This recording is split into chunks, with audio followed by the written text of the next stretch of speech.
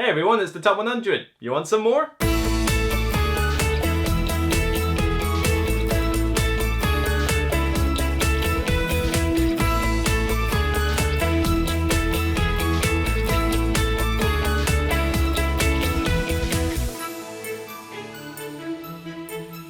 Hi everyone, I'm Luke Hector from the Broken Meeple. If you're new to this channel, then please stay tuned to find out about a list of great games that you might want to consider for your collection. On this section, we're doing my number 80 through to 71, and this is going to cover 3 new games that have hit the top 100 and some heavy titles as well. Recording this straight after the previous one I just did, so hopefully my voice will last and hopefully my back will stay in one piece. Doesn't like standing for too long. But without further ado, let's crack on. Get on with it! And the first 2 games are going to be new entries to the list. Now this one, I literally, if you were watching this straight after my previous episode, then you would have only just heard about the previous older brother to this game. It's kind of in the same series as well, done by Tasty Minstrel. I previously mentioned Pioneer Days. Really good underrated gem. This one I think is going to be even more underrated, but it's a pretty solid game and it's called Old West Empresario.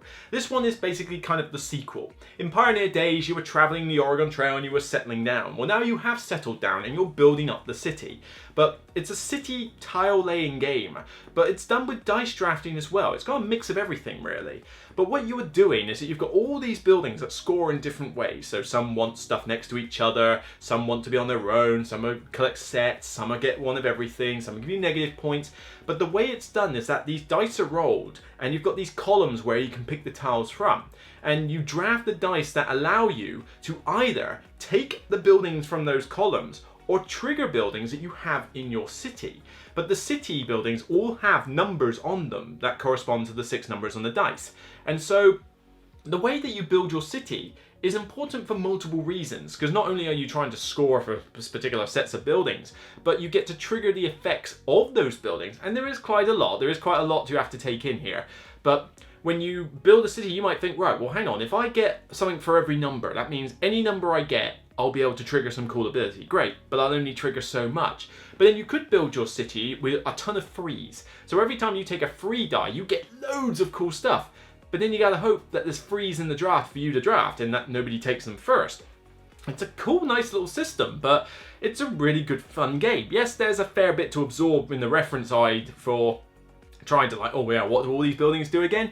But once you get used to that, the game itself is good fun. It's got dice drafting, which I love. It's got city building, which I love. It's got tile laying, which I love. You know, it's got a lot of mechanics that I enjoy, and it comes together to make a really good little package. If it was easier to teach to people, well, I say easier to teach, the rules themselves are not complex, but it's the fact that you've got to give people this reference aid that has all the buildings and they all kind of score for being next to other buildings, and it's just a little bit overwhelming for some people to take in at first. But other than that, really enjoyed this game. I wish it had a solo mode even, but sadly I don't think it does. But I think this one's going to fall under the radar for many, but if you like city building games, I highly suggest giving this one a look. Old West Empresario, new to the list. My number 79 is another new entry to the list, and this is a small little game, which is currently on my shelf, sitting right there behind me. I'm going to cover it up there over here.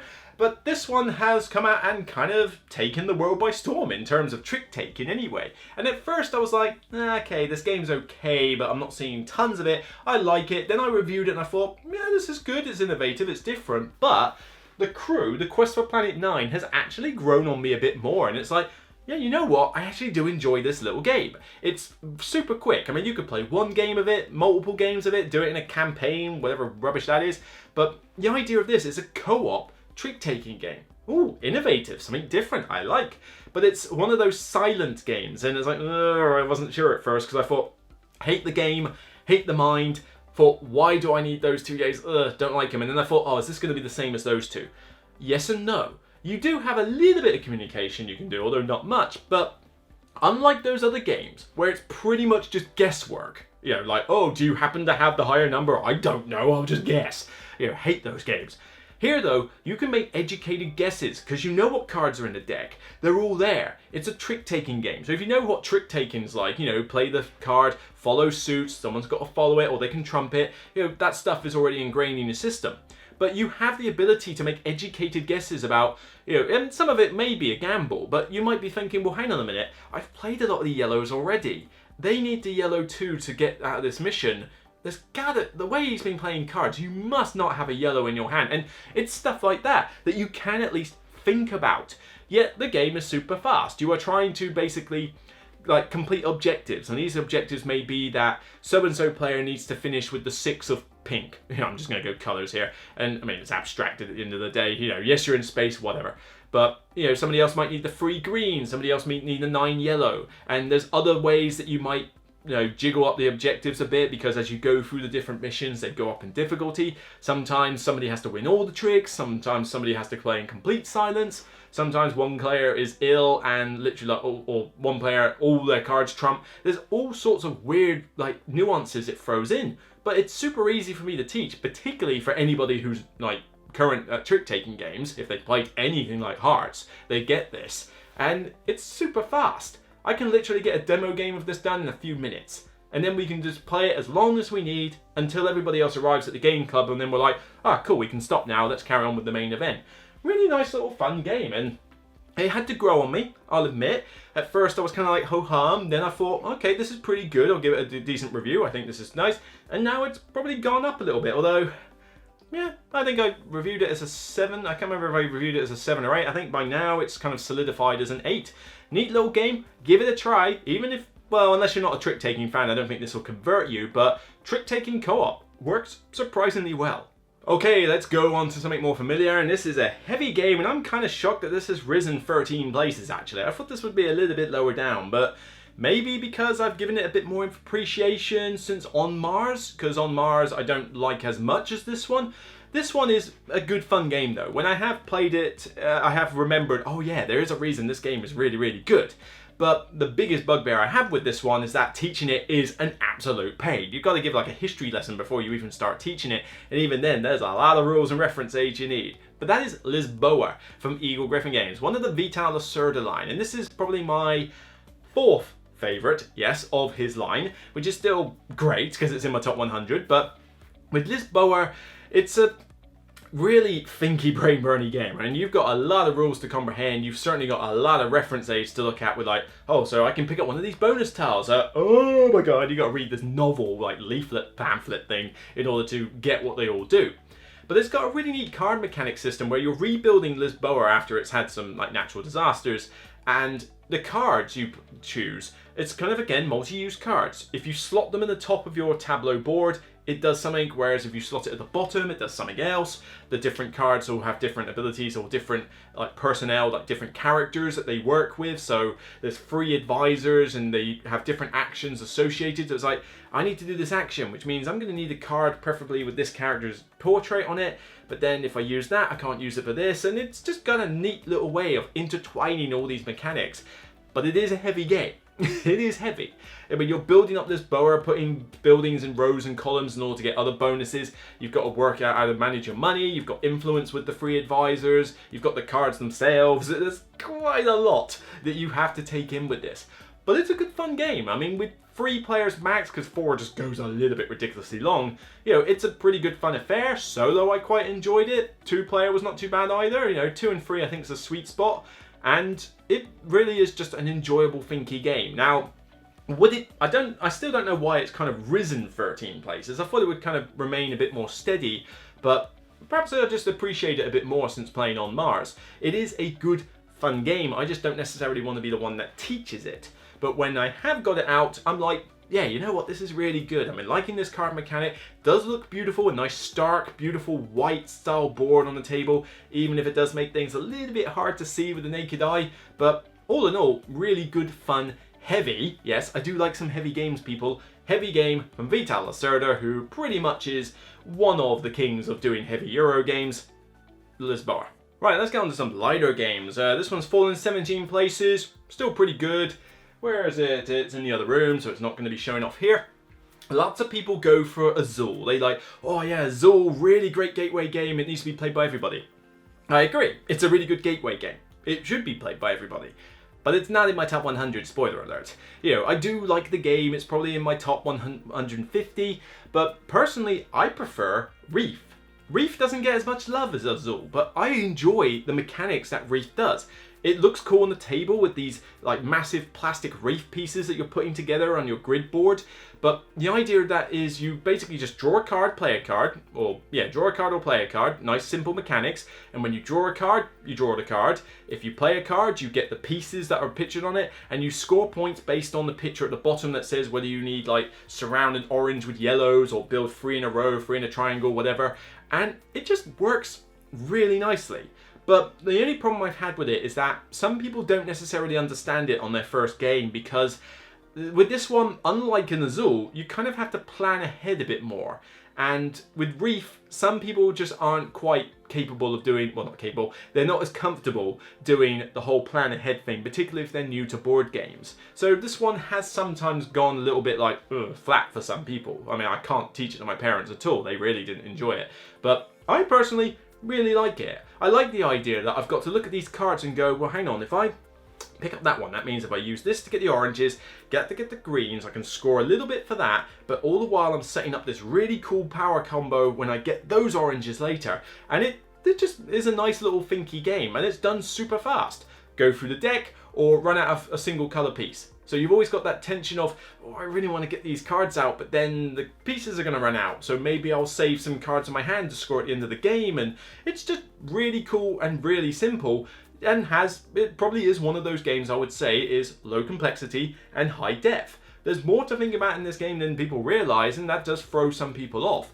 But yeah, people love Azul more, fine. I like Azul. I wasn't a big fan of Stained Glass of Sintra, and the third one is okay, but the original Azul, good solid game. I just prefer Reef personally. And number 76 has also climbed a few places. I got some weird climbers lately, 12 places, and I guess I've played it with the family and just, yeah, I only played it with the family recently. I've played it with friends at the game cafe, and it's still a great game. It was the first one that introduced me to the whole picture card thing of, oh, I get to look at this really cool imagery and try and come up with clue words and try and fool other players. Dixit, the original Dixit. It's still a great party game. It works for all sorts of player counts because I've got the Odyssey version. It's brimful with all the cards that I've collected for it from expansions, and it's just really good and simple. Come up with a clue. Not too obvious, not too vague. Put the image cards out. Everybody else puts an image card in order to try and fool other players into the guessing their own, while they try to figure out what the clue giver's card is. And you just get some cool conversations about what weird imagery turns up and the reasons for why certain things link with others. And it's a game I actually tend to lose 90% of the time, because I either come up with clues that are too, I don't know.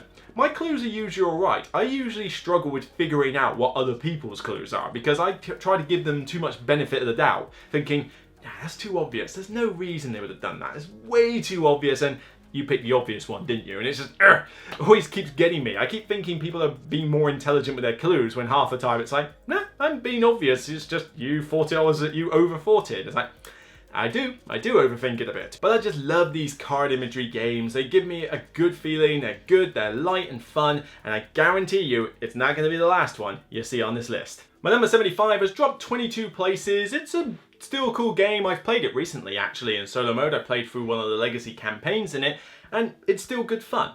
Granted, I have to go on a training course in order to learn the rules for the game again, because the rulebook is atrocious. But thankfully there's an unofficial one on Board Game Geek, and there's Rodney Smith Watch It Played if you ever get stuck. And that is First Martians Adventures on the, is it Adventures on the Red, yeah, Adventure on the Red Planet, whatever. It's First Martians. This is the Robinson Crusoe clone that Portal Games did, which is essentially The Martian, the board game, as in that film with I forgot, it was Matt Damon, you know, with him in it. It's quite a cool film actually. I didn't think I'd enjoy it, but I got a kick out of it. And you are basically trying to survive in a colony on Mars and build it up. And this is done more in a realistic fashion. Like, you're there and systems are going wrong, you're trying to keep your oxygen level, you're trying to grow food, you're trying to march off in your little rover outside to explore the areas, try to get mineral samples or find supplies that have been dropped in. You got different scenarios, you've got a couple of campaigns, and it's handled via an app. So you end up having a lot of the admin sort of taken care of via the app, even though you do have to make decisions and decide where you're going to send your workers to. But I love playing this in solo mode. It's good in a multiplayer game as well, but in solo mode I get to use these drones in order to do actions. You still have the same kind of setup, trying to figure out, what do I do with this? Do I focus on the oxygen? Do I fix this quick? Am I going to sort out these malfunctions before everything gets out of hand? Do I progress with the scenario and just hope I can get to the end game before, everything falls to pot? Do something! Do something! Do something! It's quite a tough game, even in its easy mode, it's still fairly tough. But you play this on the harder modes and it's just damn near impossible, so I tend to play it on standard. But it's a good, tense, thematic game. It does feel like you are on this colony on Mars trying to build it up, especially with the sort of ambient music in the background and the text on the screen on the app sort of showing like the messages, like the text messages that you get, like the basic forms of communication with satellites and astronauts. And it's just really good fun. It just has a big barrier to entry because they messed up on the rule front, but sadly this seems to be Portal's shtick. As much as I love a lot of games by Portal, rulebooks were never the first thing on their top side of the list. It's kind of like game first, rulebook second. But all in all, still really enjoyed this one. You can get it for dirt cheap these days because it had a very sketchy launch. Since then, things have been fixed apart from the rulebook. Like I said, get the unofficial one on Board Game Geek or use Rodney Smith. But you can pick this one up for an absolute bargain, and it's a good, fun game. My number 74 has dropped, quite a lot, 18 places, and this one has been dropping quite a lot over time. It started off like really high. It might have even been in my top 10 at one point, and now it's just sort of dropping and dropping and dropping, even though I still think the game is great. It just hasn't hit the table in a while because A, I've got to get it out of this giant crate in the other room, which is difficult to do, but also because it requires a fair bit of setup. But it is still probably the most thematic deck builder game I've ever played, which is Alien Legendary Encounters. This one, specifically Alien. I mean, I like Predator as well, and you could almost include that one in here, but really, if you're going to pick one of any of the Encounter varieties, get Alien. I love the Alien franchise, even though the films have kind of trodden it into the ground at this point. And, for me, it's basically Alien and Aliens, and to a lesser extent, Alien Free Director's Cut. That's kind of like my trilogy. I'm happy with that trilogy and I'll stick with it. But with this deck builder, you're trying to go and do the missions as per the films. You can get the iconic characters. It's a pure deck builder, done in the legendary style, so the cards recruit other cards and you use the power rating to go kill enemies. But here, the enemies come out face down, all the nasty cards out of the encounter deck, so you don't know what's coming. It's got that tension of almost like you're holding your motion scanner and you're trying to think, what is going on there? You scan a card, it flips over, it could be an alien, so you've got to deal with it. It could be part of the objectives, it could be some random person you found, like, you found a lone scientist, alright, in my deck you go, well, good. And it just really creates a good sense of tension, fear, and fun with this deck builder. And keep going on about this all the time, it has the best way to die in any game ever. The face hugger, the chest burster. Face huggers scare the living daylights out of me. I mean, it's basically an alien spider that lays eggs in you. Anything else you want to scare me with? It's pretty insane. And I have had plenty of heart attacks in video games where I've literally been playing along and then suddenly, doosh, it's on my screen.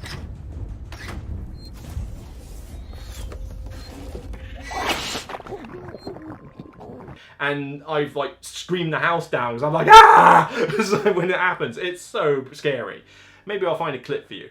But even in this game, you get the face hugger, you fail to kill it, you get a chest burster card in your deck, goes through, as soon as you shuffle through your deck again and then draw the chest burster, you die. Hello, my baby. Hello, my honey. You can't think of a more thematic way to die in any deck builder ever. Just how they managed to represent the theme so well with a deck builder archetype of all things, which is like the hardest thing in the world to make thematic. They did a good job here. Why is it dropping? Setup. You do have to customize a fair amount of the decks in order to get it set up. I've forgotten a fair few of the rules by this point, and I have to get it out of my giant legendary crate, which is hard to do at the best of times. This is the problem when games get too bloated for their own good, and I wish I kind of still... Actually, I wonder if I've still got the original boxes. Maybe it's worth taking them out, but then what do I do with the other cards? I don't have the boxes for them. I can't exactly sell the rest off, so we'll have to see. But I do like playing this game every now and again. In fact, I would be ecstatic if they brought out an app. You know, a lot of deck builder games have got apps now. I think the legendary Alien franchise could really use an app. It could replace the card game entirely. So yeah, somebody get on that. That would be really good.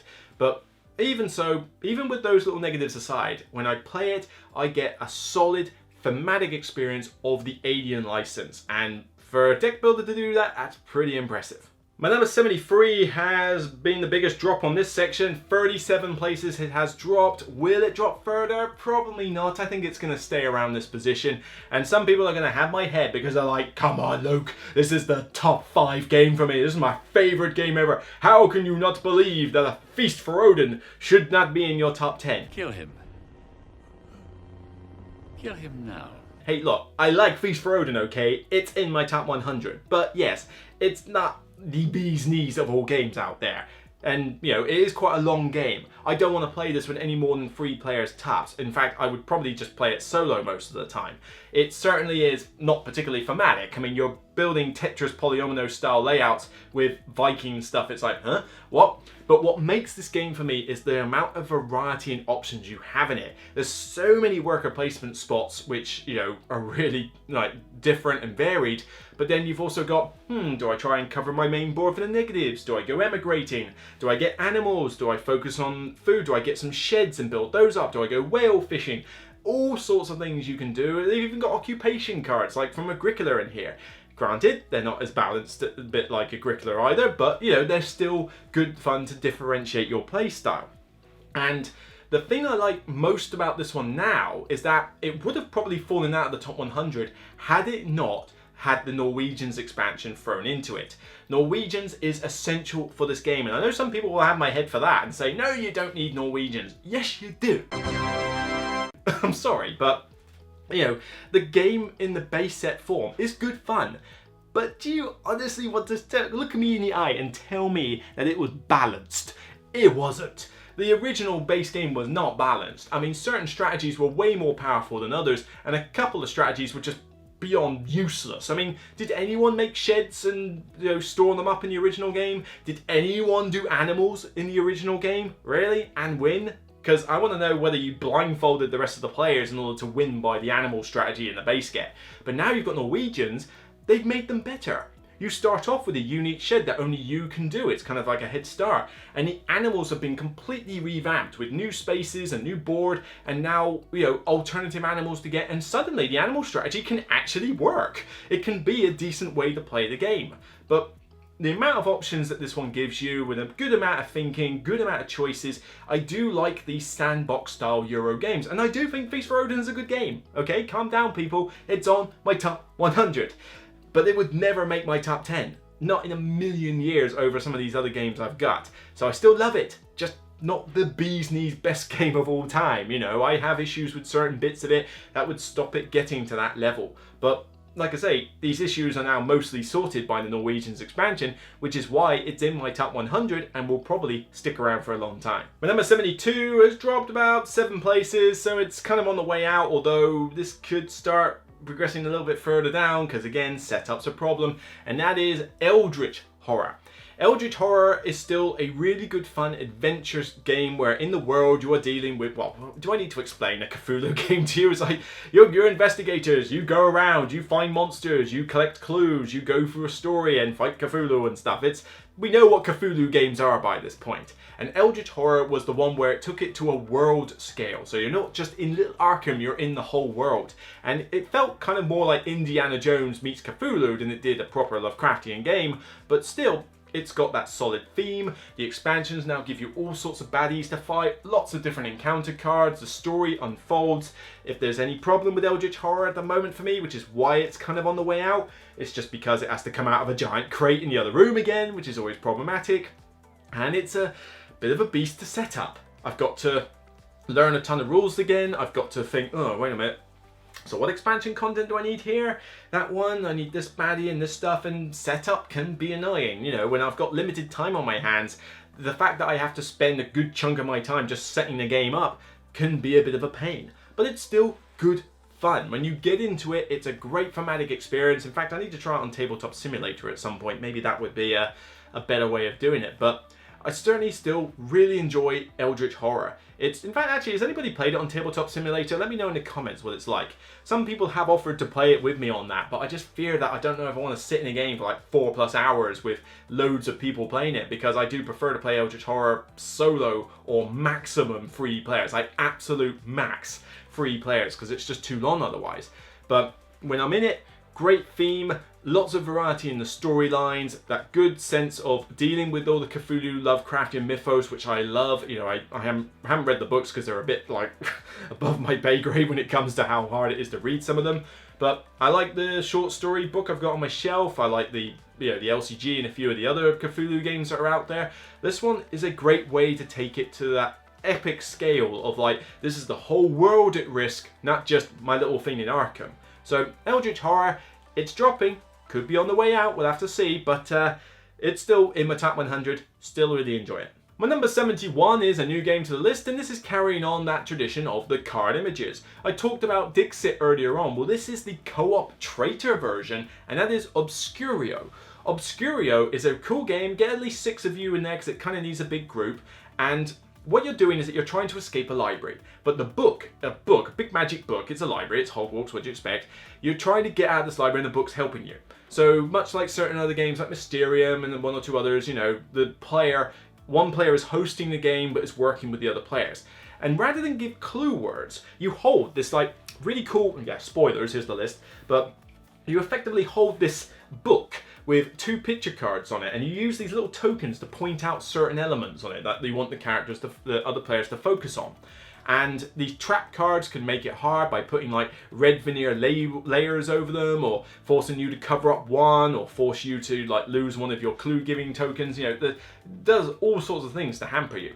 But then what happens is that you lay out all the different pictures to reveal exits to the room, and the players have to discuss, well, which ones you think links to those clues and try and pick the right one to get out. The more times you get the answer wrong, the more times you lose these tokens that are kind of like your life force for getting out of the library. But the cool twist with this is that you've got one player who's a traitor. The traitor gets to look at this big load of pictures and go, I'm going to add this one to the mix, I'm going to add this one to the mix. This should throw them off. And then they're making the discussions, but they're trying to lead people away from the correct answers, but stay hidden. Eventually, you've got to figure out who they are, but it creates that cool Shadows over Camelot style traitor element of like, who's with us? And you know they're in the game. There's no like, oh, there might not be a traitor. It's like, no, you know one of you is untrustworthy. So not only are you trying to figure out these pictures, you're also trying to think, who's not on our side here? Who is blatantly trying to lead us away? And it just creates a really cool, interesting dynamic while still keeping the fun of looking at these picture cards and trying to figure out like the person, figure out what the clue is. The only drawback with this is one, plays really best with more players. I usually like to try and get 6 at least to this game, because I think if you have too few, there's not enough players, but I'd be interested to hear people's feedback on that. Do you like playing it with a low player count? And traitors can sometimes have a hard time if they're new to the game, but the main thing with this is that it's hard. I mean, if you think that certain other ones like Mysterium are too easy, play Obscurio, because Obscurio is that one game where it's like, oh yeah, they always put easy, normal, and hard. Well, let's play it on normal, because easy's like for children. Yeah, we don't need to worry about that. It's for children. Yeah, you play this on normal mode, and you tell me this is too simple. I'm sorry. Start this on easy. In fact, play most of this game on easy, because it is hard as nails to win this game. And on normal mode, you get a pretty decent challenge. I can't imagine how on earth you win this game on hard mode. But, play it to whatever taste you have. As long as you're enjoying it, that's the main thing. Obscurio. So, that's another set of 10, and the last one I'm going to record for today. So, next up we have the 70 through to 61, and there's not a lot of new stuff coming out for the next 3 sets of 10 actually.